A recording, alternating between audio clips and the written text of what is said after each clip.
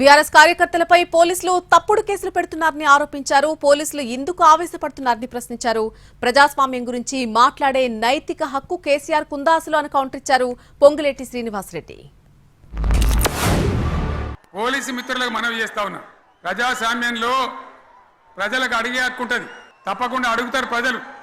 ఈ అడిగే హక్కును సోషల్ మీడియాలో బీఆర్ఎస్ కు సోషల్ మీడియా వారియర్స్ ఉన్నారు, వాళ్ళు బ్రహ్మాండంగా పనిచేస్తున్నారు, ఖచ్చితంగా అడుగుతున్నారు ప్రజల తరఫున.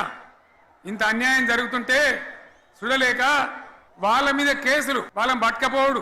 పోలీస్ సోదరులను నేను అడుగుతా ఉన్నా, మీరెందుకు దునుకులాడుతుండ్రే? మీకేమక్కడ వచ్చింది? మీకు ఒక్కటి చెప్తున్నా నేను, గ్యారంటీగా పోలీసు మిత్రులారా, ఇవాళ పోయి రాత్రి మీ డైరీలలో రాసుకోండి, మీ డైరీలలో రాసి పెట్టుకోండి. 100% ఇవాళ తెలంగాణ చెలరేగిన పరిస్థితికి మళ్ళా వచ్చేది బీఆర్ఎస్ గవర్నమెంటే, అది ఎవరు కూడా ఆపలేడు. మీరెందుకు కేసులు పెడుతున్నారు? నాకు అర్థం కాదు.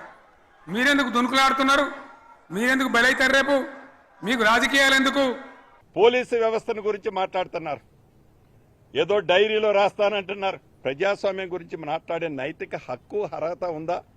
గౌరవ మాజీ ముఖ్యమంత్రి గారు, మొగుడు పెళ్ళం ఫోను మాట్లాడుకున్నా, అన్న తమ్ముడు ఫోను మాట్లాడుకున్నా, ఒక రాజకీయ పార్టీలో ఒక నాయకుడు ఇంకొక నాయకుడు మాట్లాడుకున్నా, మీ వ్యవస్థని వాడి, మీ సంస్థలను వాడి ఫోను ట్యాపింగ్ కార్యక్రమాన్ని చేపట్టి చివరికి గౌరవ జడ్జిల ఫోన్లు కూడా ట్యాప్ చేసి, ఆ ట్యాప్ చేసిన తొత్తులనందరినీ విదేశాల్లో ఉంచి ఈనాడు ఇక్కడుండి డ్రామా ఆడి ప్రజాస్వామ్యాన్ని గురించి మీరు మాట్లాడుతున్నారంటే ఇంతకంటే ఇంకేమైనా అవహేళన ఉంటుందా గౌరవ మాజీ ముఖ్యమంత్రి గారు?